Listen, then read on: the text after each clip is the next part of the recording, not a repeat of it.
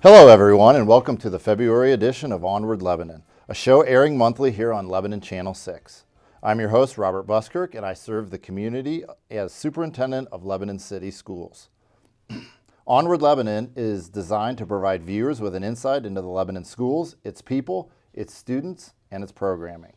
Joining me today is Scott Butler, Principal for Lebanon High School. Mr. Butler will be sharing some of the exciting things that are happening at Lebanon High School. And we'll be talking about plans that are going on for some of the upcoming events this spring. Before we get to Mr. Butler, I would like to share some exciting news that is happening in Lebanon. Last week, our staff had the opportunity to receive the first round of the COVID-19 vaccine. We partnered with Premier Health and their staff, along with many volunteers from Lebanon City Schools, vaccinated 900 employees from Lebanon, Carlisle, and Franklin City Schools. The clinic was held in the gymnasium at the District Performance Center, and they'll repeat this process for the second round of vaccines on March 17th and then 18th. Just a reminder, those 2 days will be work from home days for all Lebanon schools. As I stated earlier, this is some exciting news, and I believe it gives us a little hope as we're headed in the right direction. All right, at this time, I'd like to welcome Mr. Scott Butler, who is the current principal of Lebanon High School. Welcome, Mr. Butler. Thank you. So, Mr. Butler, the two of us have worked for many years together in Lebanon, but can you tell us a little bit about yourself before you got to Lebanon? Absolutely. So I grew up and really all over the country, but I'm a graduate of Fairfield High School. Attended college at Miami.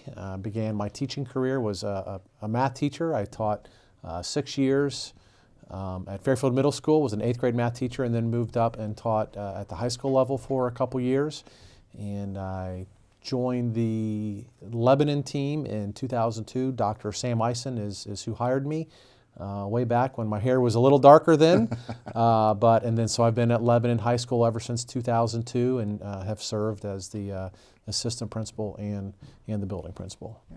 Little fact that the two of us were at Miami. We overlapped a little bit together there, and even crossed paths with some people and places. And then while you were we were both teaching, not either of us in Lebanon. We got our master's degree together at Miami. We were in a cohort together, so that's really where we got to know each other. And then we both started in Lebanon the same year, 2002. Yep. So we've been here quite a while. Like you said, our hair was a lot darker back then. So when you came to Lebanon in 2002, was that your first administrative position? Yes. So I was hired, like I said, I was hired as an assistant principal right out of the classroom. And to be honest, I really, when I went into administration, I didn't know a whole lot about Lebanon at that time. There was another assistant principal who had reached out to me who was in our cohort and said that there was a job opening, thought I would be a good fit. And I thought, well, I'll go up and talk to and meet the team, and obviously fell in love with the team and with Lebanon. Yeah. So you were at the high school since 2002. I started at Donovan, and then 2005 to 2011, not many people know that the two of us were assistant principals together. With Dr. Eisen as the principal, we like to refer that as the golden age here in Lebanon. Before the taping started, we were looking at the picture there behind you, and the three of us are in that picture there from the very first game at the then brand new gymnasium, so that's kind of fun. So I know now you and your family live here in Lebanon. Your wife's a teacher also, correct? She is, yes. And you have 3 kids that attend the schools, correct? We do. All right. They're heavily involved in a lot of different things, so I know that is great. It doesn't seem like it. Your oldest is a senior, correct? Yes, so Eliza is a senior. We're in the process now of trying to figure out, she has some offers from some colleges, so trying to make that decision of where she's going to head off to for the next 4 years. And then we have a son who is a 9th grader. So I feel sorry for them, both of them. Their dad is the high school principal, but they both handle it really well. And then our youngest is Isaac. He is a current 6th grader and attends Berry. So it goes pretty fast, doesn't it? It does. I remember when you moved to Lebanon, I helped you take Eliza's crib apart. When that just seems sure like yesterday. Sure did. 2003. So. I remember that. All right. Well, there's a lot of exciting things going on at Lebanon right now. from sports and athletics to music and extracurriculars. Can you share a few of the highlights that are going on right now? My goodness, it is a busy time. It's interesting looking at the end of last year when we were in shutdown and go through all the conversations over the summer. Is like, what's the school year going to look like? Are we going to have school? Are we going to be in person? Are we going to have athletics? Are we going to have extracurriculars? And to look at where we are now, nearing the end of February, it's really exciting. So just a quick rundown. We've got a lot of great things going on. We've had a very successful season with our athletics. Our boys basketball, league champions, tri-champions. Zach Weber is one of our seniors. Zach's a great story. We talk about students being dual athletes, not just focusing on. Zach came back out for basketball his senior. He's the ECC Player of the Year. Coach Shivington was awarded the Coach of the Year. They're getting ready to start their playoffs. Girls basketball sectional champions. First time, I believe, since I've been in Lebanon. Best record we've had in a really long time. Had a huge win against Loveland earlier this week. That was very exciting. So a huge congratulations to Coach Hodges and those kids. Bowling has done. Both girls and boys teams have done fantastic. They've had a great. Unfortunately, viewership is very limited because of COVID and not allowed to have people in. But they, Melissa Gallagher and Hannah Rearick are two of our seniors, and they both have qualified to go into district tournaments. So those are two who made it out. They were the girls team was one pin away from the team going through. So I talked with Hannah last week, and she was telling me about it. And so we're excited for both of them. The girls won the ECC, and then boys finished runner-up. I mean, both. I think girls have one loss, boys have two losses.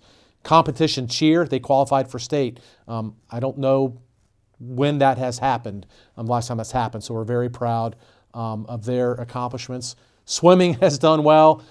Sophomore swimmer Katie Fisher, she's qualified for state again. She qualified last year as a freshman, so we're in the midst of trying to work on a COVID-friendly clap out that we can do to recognize Katie as we send her off to that. And then wrestling, we had Luke Marsh was named Player of the Year, Wrestler of the Year in the ECC. Coach Nick Hensley was named as the Coach of the Year in the ECC. They're gearing up towards districts or sectionals this weekend. We are hosting, so this is where win or you go home, right? So a lot of exciting things happen in the athletic world. Outside of athletics, I have to share. Yeah, absolutely. This has been great. We've been able to start some additional activities. ROTC has been practicing. We got the green light for them to start drill, so they've been practicing with our drill team since early in first quarter. Or first semester, but we didn't know if there was going to be a season or not. Well, they had their first competition 2 weeks ago. They're getting ready. I think they're going to Beaver Creek this weekend, so they're going out. They're competing. ROTC, they have started doing their color guard again. They've plan to go to board meetings, city council meetings, hoping to get some spring athletics in to get some events so we can get them out there and show them off. Singers is our show choir. Same thing, they've been practicing since the summer. Didn't know if there's going to be a season. They had their first competition last weekend up near Columbus and Marion, home of Dave Merchant. But we had their first competition was last weekend. So it's just exciting to as we come out of this. Absolutely. As I've talked with parents, have just said, there's a lot that we have had to say no to, and a lot of things that we haven't had to say anything because the county or the state has certainly, Yes. but we've really tried to change our focus to not focus on what we can't do, but what can we do as long as we're meeting guidelines and being COVID friendly. So it's been difficult to come out, but it's exciting to be able to compete and get our kids out there and be part of high school life. Absolutely. Yeah, Mr. Pantling was here last month, and he talked about the move to the new league, and he spoke a little bit about adding lacrosse as a varsity sport. But I think we can all agree that the move to the ECC was the right move for Lebanon. We're having a lot of success, and we're able to highlight a lot of our student athletes. And when you talk about those other activities, it is exciting. It's starting to feel like things are coming back and cases are down. I spoke with our COVID tracing nurse at one point in December and January. She was tracing up to 460 students and staff that either were sick or were quarantined.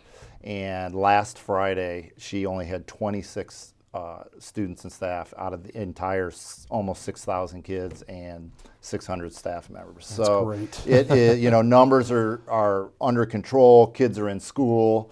Things are going well. It gives us a lot of hope moving forward. Absolutely. Doesn't mean we can't be lax with our safety protocols, and we're going to continue to do everything to keep kids safe. But some exciting things going on at Lebanon High School. So, all right.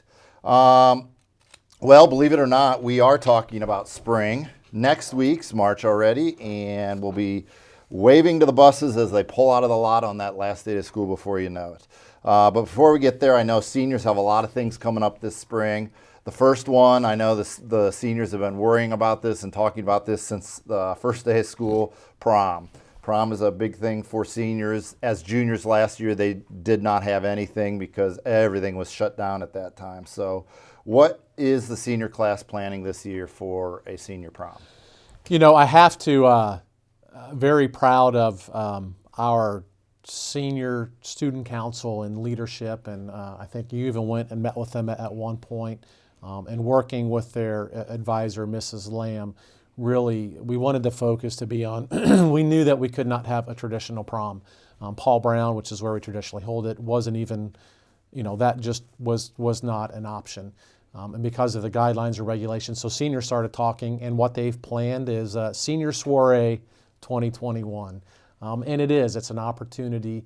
We're going out to Stone Valley Meadows. We've got that reserved for April 10th from 7 to 10. It's going to allow our seniors, it's for seniors only because there is a limit on space and on the gatherings and things of that nature. But so we're really excited about it. It's going to be from 7 to 10, a beautiful facility. I think they do a lot of weddings and things like that there. But students will come in, allows them to get dressed up and to wear their prom clothes. And it will be a formal evening, right? There's going to be tables, and it'll be a sit-down dinner. It'll be cafe style, so it will not be a buffet. Those are still not allowed. But we know through a lot of your work, Mr. Buskirk, working with the county health department, we were able to get this approved. So, and then we're also working with after prom. So after prom is going to, they've just in the process of reaching out. They want to do stuff for our seniors also, especially because they have really their senior year this year has been very different than anybody before. So very excited about what we're able to do there. And again, it's not what it has traditionally been, but what are we able to do? And we put a plan together, and a lot of that rests and accolades go to our student council for coming up with that plan and putting something. And they got some things planned during the night and everything too. But we're excited about that. Yeah, you mentioned that I met with them, and I did go over and talk to them, and it is an impressive group of young people. They had some great ideas, and they want to provide some experiences for themselves and their classmates, and I think they've got a great plan moving forward. So that is exciting. And the next thing I wanted to talk to you about was graduation. Last year, everything was shut down. We weren't able to do any type of graduation in person. And I do want to compliment you and your staff. You put on an amazing virtual graduation. There was so many compliments that went out that under the circumstances, that was a really nice thing that you guys put on for the seniors. But with that being said, graduation's a special time for these kids, and I know we've been working hard to see what we can do to do an in-person graduation. You want to update us on kind of where we are with graduation? Absolutely. It's funny you say that because I'm working on the newsletter from the high school to go out to parents, and that should hopefully go out later this week or the first part of next week. And there is some information about graduation. And I just received either a text or an email from somebody today saying, hey, what are our plans for graduation? Are we doing an in-person? The answer is yes, we are doing an in-person graduation. in talking with a lot of principals in the area, everybody's still in the process of trying to figure out what is graduation going to look like.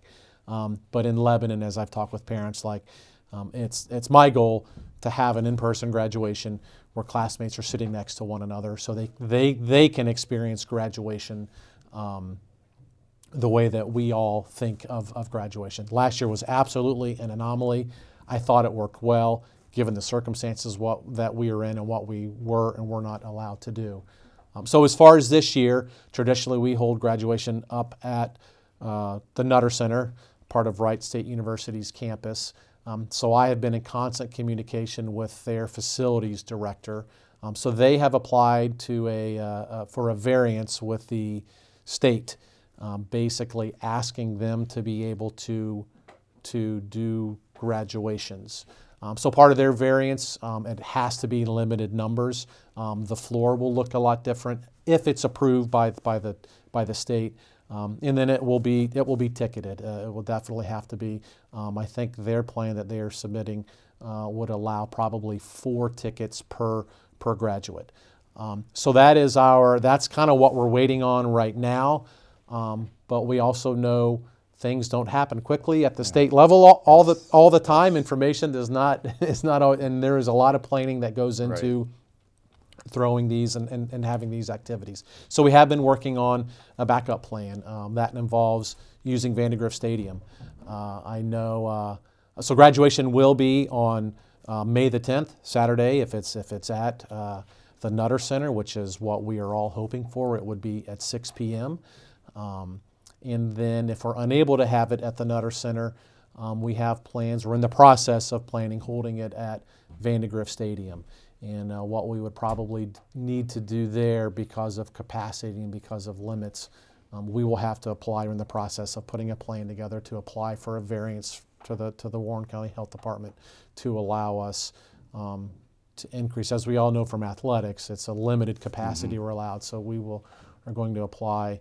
And we would probably do 2 smaller graduations, probably to enable us to allow 4 or 5 tickets per family. Of course, the crapshoot with having an outdoor graduation is it's so weather dependent. So if it rains, we have to make the decision of we do have a backup date. We think we would do the next day on that Sunday with our same time slots. But if it rains Sunday, then we want to move indoors and see what we can figure out.